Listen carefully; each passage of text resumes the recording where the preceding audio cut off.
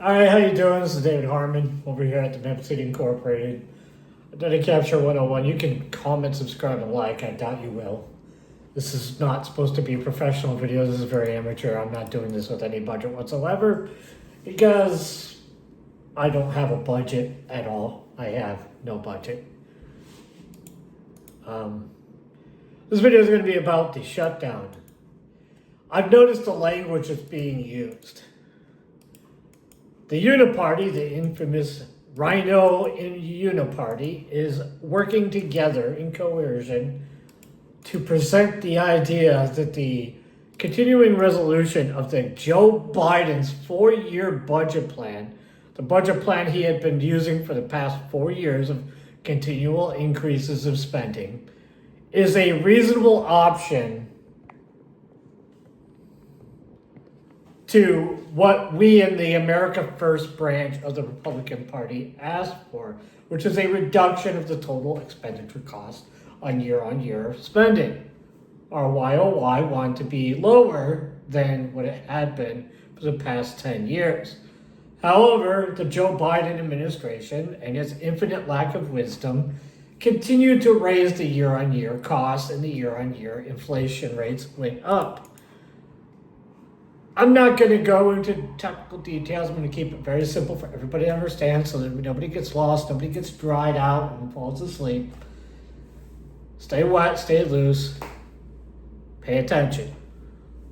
They want to keep spending more money than they had at an increasing rate than the previous year.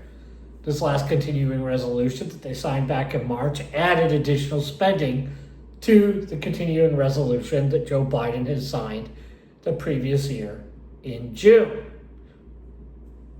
The problem with this is it's more and more spending that the government's doing that they don't have. They're not cutting spending. So all this drama about Doge and all that other stuff, none of it matters because they're not cutting spending. They're spending more. Even if they lay off all these people, the spending is still occurring. Like there's still more spending. Don't believe it. They openly right up there in the media, one side saying, oh, it's irrational, you're cutting healthcare, you're going to make healthcare more expensive. No, they're not. Oh, you got this, you got that, the healthcare is getting more and more expensive. Inflation's a thing. We're still dealing with the inflation from last year because it's a 6 month to 9 month lag on inflation. That's how inflation works. So, to make you understand it or rather help you understand it in a more simplified fashion, if I take my wallet and throw it at you, a year from now you'll feel it. That's basically what inflation is. The government hit us with $1 trillion+ last year of spending. It took a year for that to hit the markets totally. All that stimulus spending hit a year to hit the country and inflate the prices all the way up there. Do you understand? So it takes 6 to 9 months for the inflation to actually be seen on the market. It takes up to a year for it to be fully realized within a market. The first market it hits is the first one that everyone hits, the grocery store. The gas prices, those are the first ones that get hit. Those are the first places we see it. The furthest thing away from that, medical costs, because the average American doesn't go to the doctor every day, so medical costs get projected out further. They cost more in the future. And what comes after the medical cost? The medical insurance, which is last on that list. So if your medical insurance is going up, that means that inflation has finally hit the medical industry. And from here to there, with all those durable goods and sustaining those durable goods that have already been purchased by hospitals, it took a year plus to get there, okay? So we're still seeing the inflation from Joe Biden hit in the healthcare industry. This is not going to fix it. Spending more money on healthcare is not going to fix it. It's not going to bring the cost down. What will bring the cost down is lowering your health expenditure, your need for healthcare. If you improve your individual health, you eat healthier, you eat less maybe, you exercise more, you gain lean mass or something of that nature, your health will be better, or at least have the opportunity and a chance to get better, whether you have any kind of underlying medical condition. I can't predict that. I'm not your doctor. I'm not your nursemaid or anything of that nature. But you have to understand that a year out is about when you can expect the inflation to get in the healthcare industry or in the healthcare insurance. So you can't just say, oh, this is terrible, it's going to go up immediately. We're still seeing inflation from last year. It has not gotten out of the system yet. We haven't expunged all that inflation with debt yet, which is usually how it happens. It usually gets paid off or it gets soaked up by debt. When it gets soaked up by debt, people go, they default, they declare bankruptcy, and that excess liquidity that went into that debt just vanishes and it soaks it up. Technically. Not exactly, but technically that's how it works. Now, the narrative is that, this continuing resolution with increased spending by the federal government is okay. This is a reasonable choice of action. Not that the Democrat position is unreasonable. It's just they're extremists. They're over here, they want to spend more money. But us over here, they just want a continuing revolution, which is what CR really means. Continuing resolution. We just want to spend this much while we finance our incognito Marxist revolution to collapse the government through spending. In reality, what's going on is they just made the continuing resolution that 2 months ago, we were telling everybody as Republicans, America First Republicans, that we didn't want another CR from Joe Biden's era. We said it publicly. We said it openly. And lo and behold, look what's happening. They're trying to make this continuing resolution, the CR from Joe Biden's presidency, look reasonable.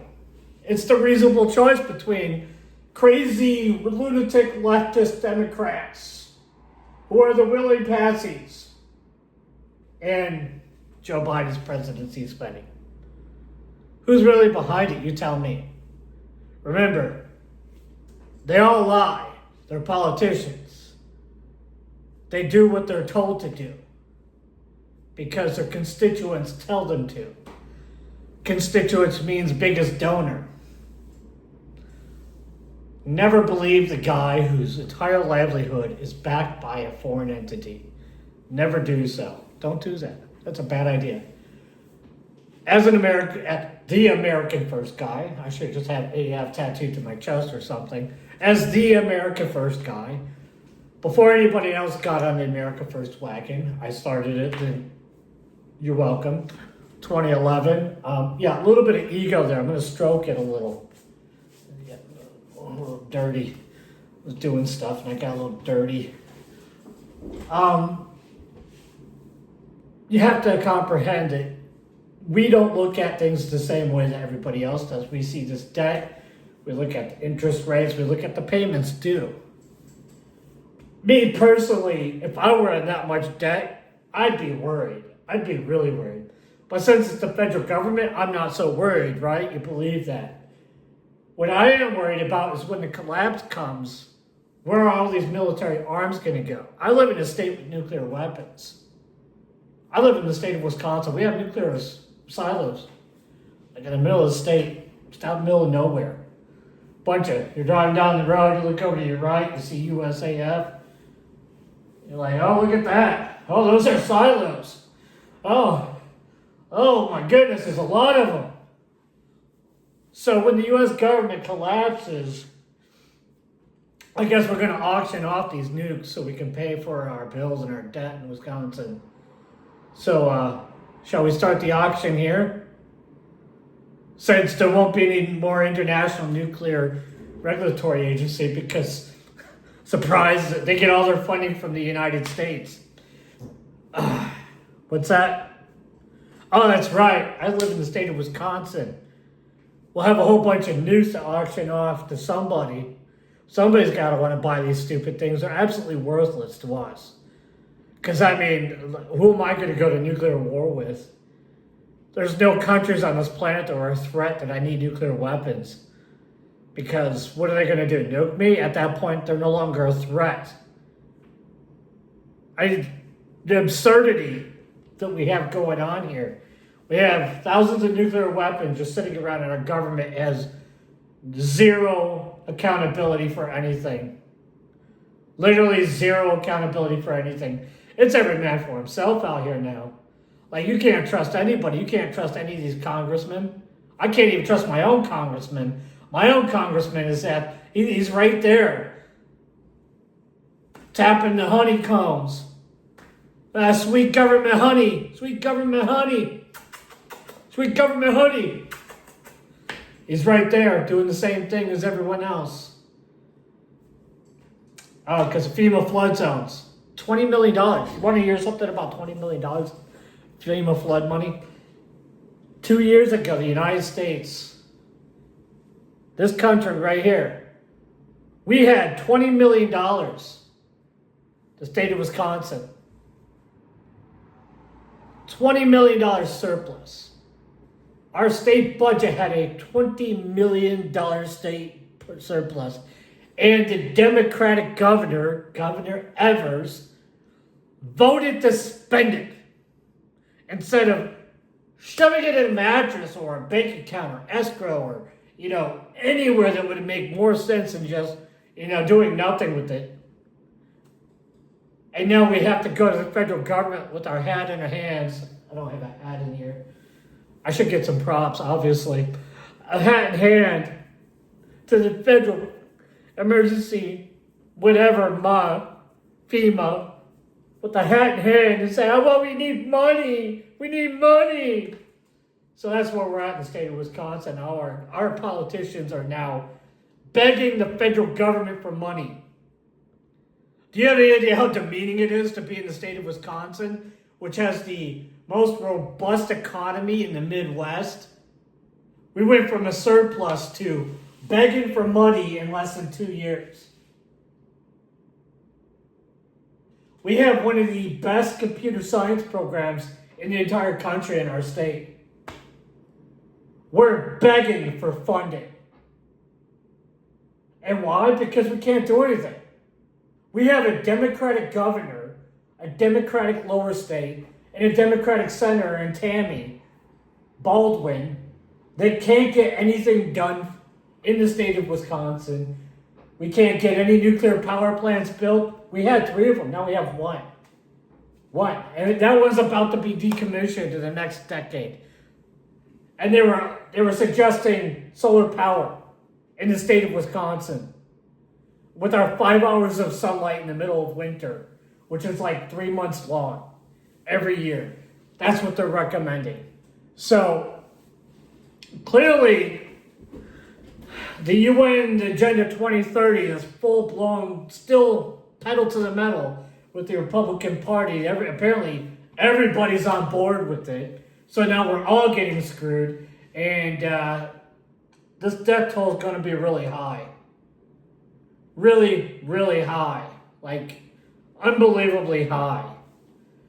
Basically, if you're not an Eskimo or a Nord, you're going to freeze to death in Wisconsin. I'm Dutch, which means I'm basically Nordic. So good luck.